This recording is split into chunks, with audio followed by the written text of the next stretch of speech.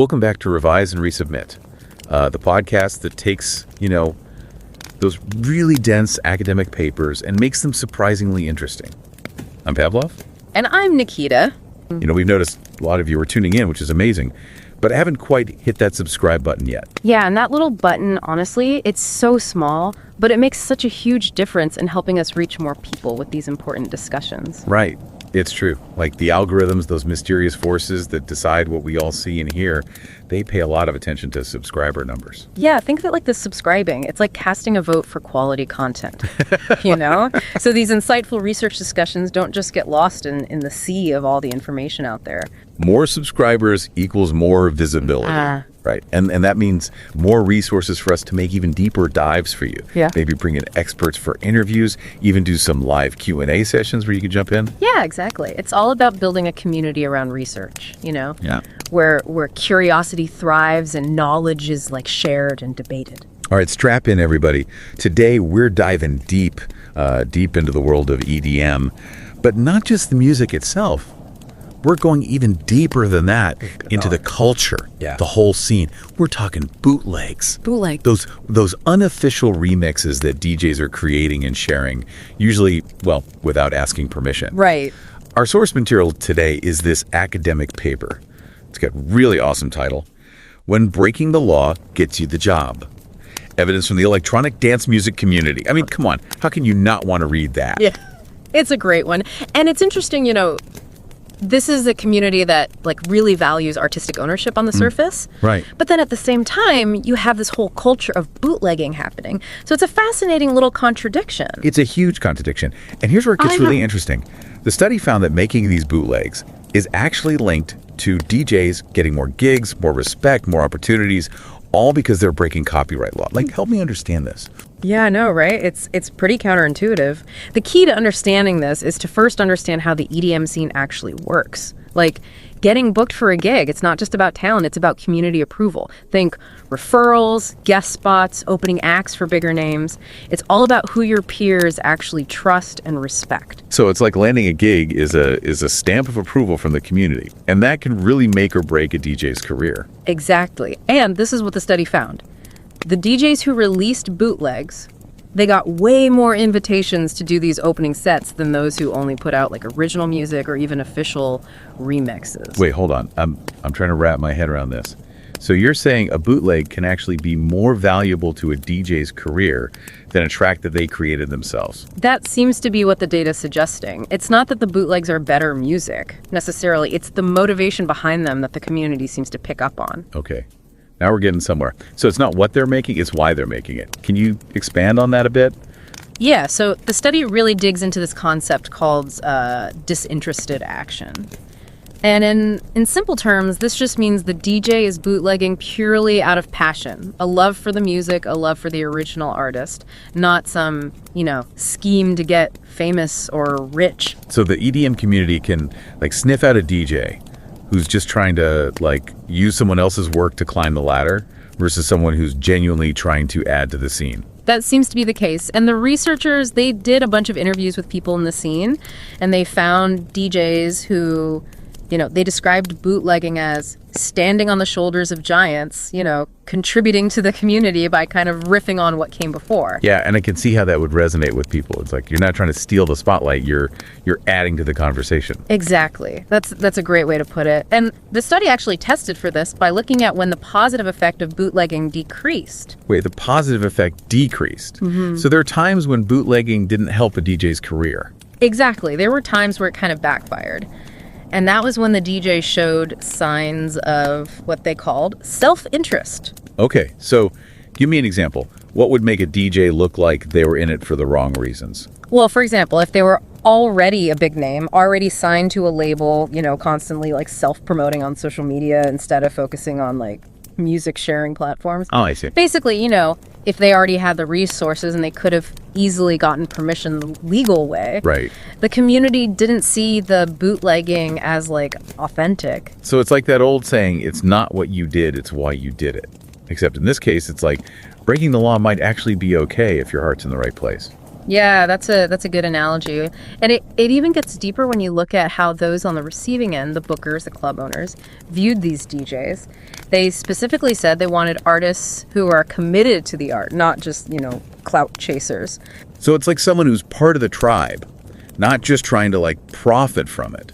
They want that person who's playing by the community's unwritten rules. Right, and it's a risky strategy because remember, bootlegging is still illegal. And the study found that those who released bootlegs, they were actually more likely to get in trouble if they also showed those signs of self-interest. Like being signed to a label kind of negated any like goodwill they'd built up. So it's like they're saying, okay, you can break the rules, but you better have a damn good reason and you better be humble about it. Right. And that leads us to a really interesting paradox. It seems that bootlegs, while technically illegal, can be seen as more authentic and more community-minded than, like, officially sanctioned remixes. Okay, my mind is officially blown. Is there any, like, precedent for this?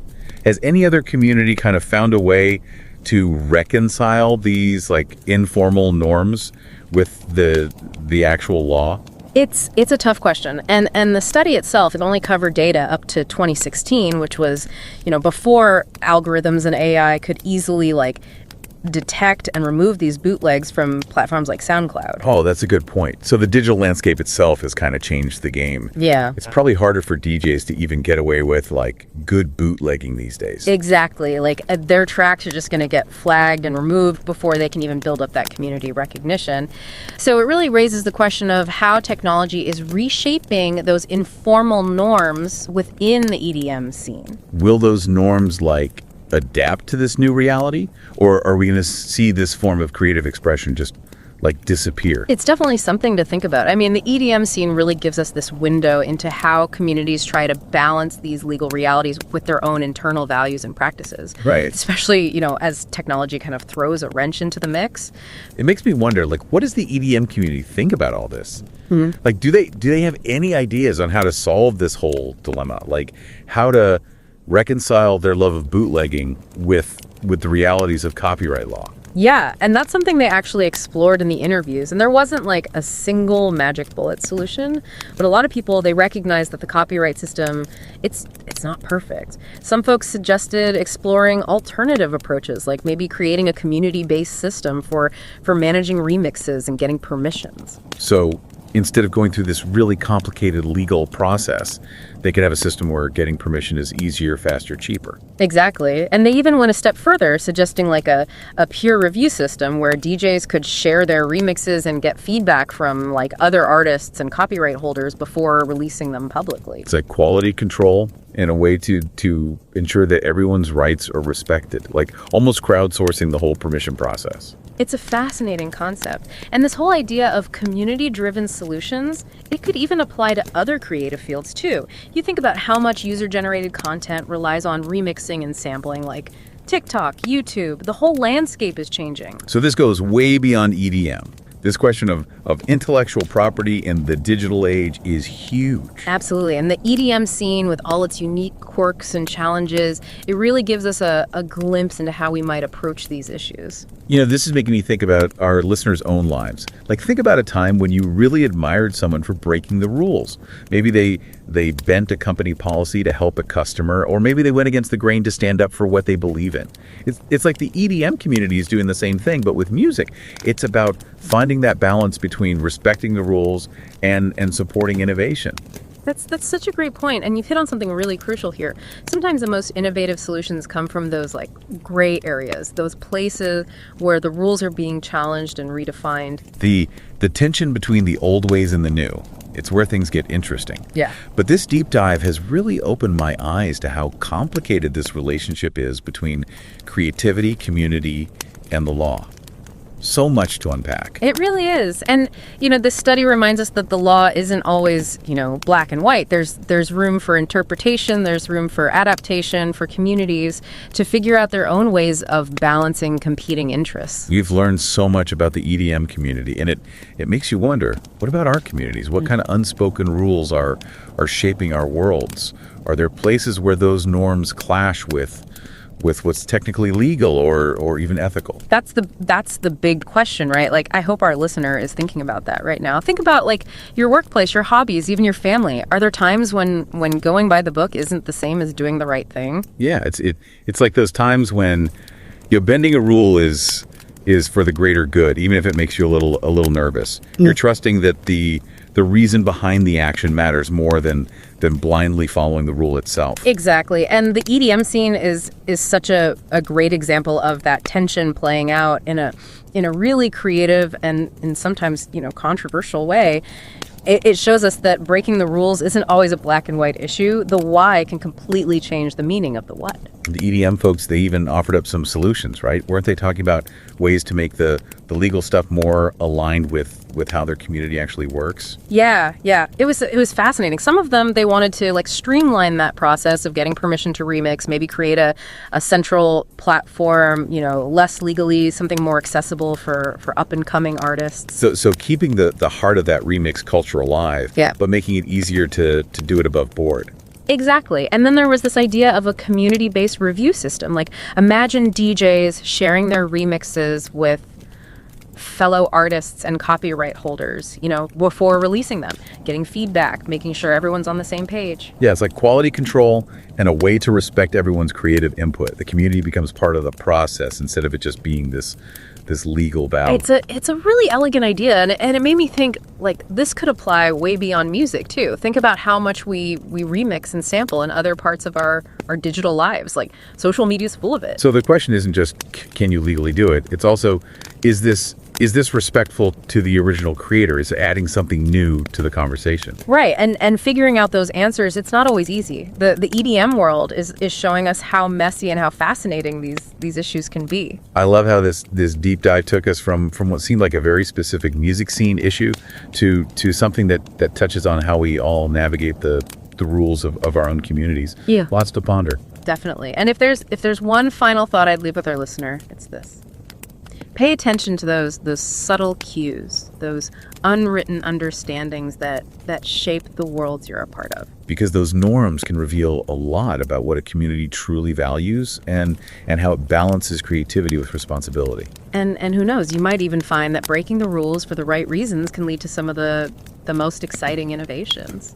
That's all the time we have for today's deep dive into the unexpected world of bootlegging and the EDM scene.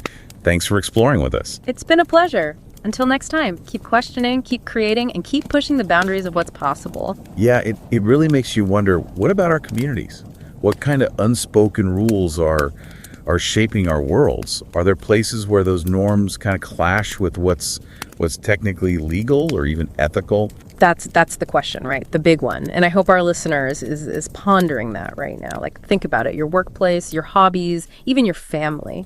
Are there times when going by the book, like, really isn't the same as doing the right thing?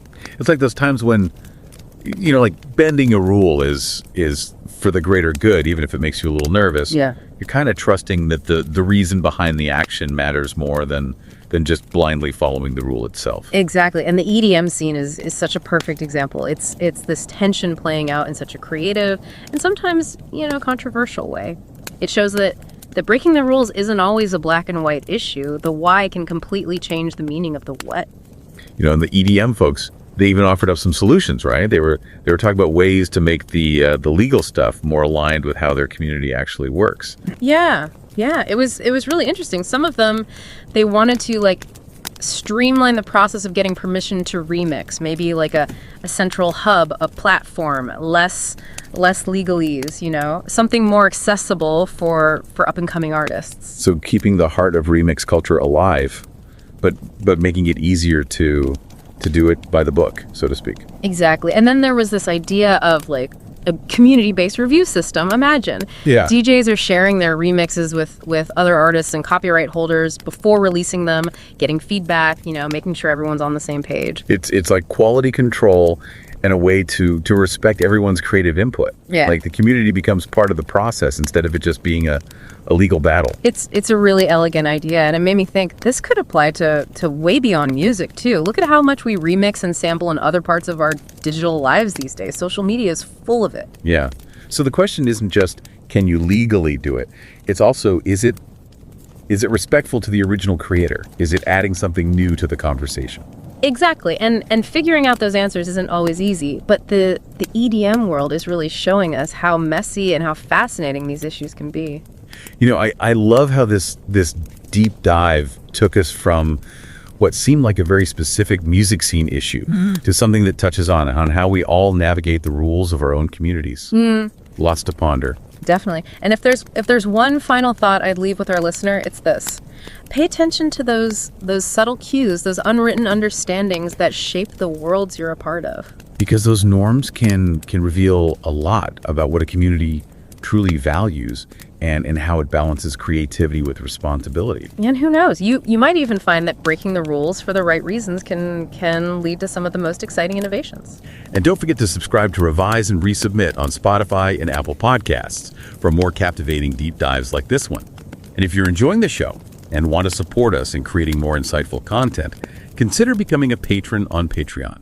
Every contribution helps us continue this journey of exploration and discovery. Until next time, keep those minds curious, keep questioning, and keep revising and resubmitting.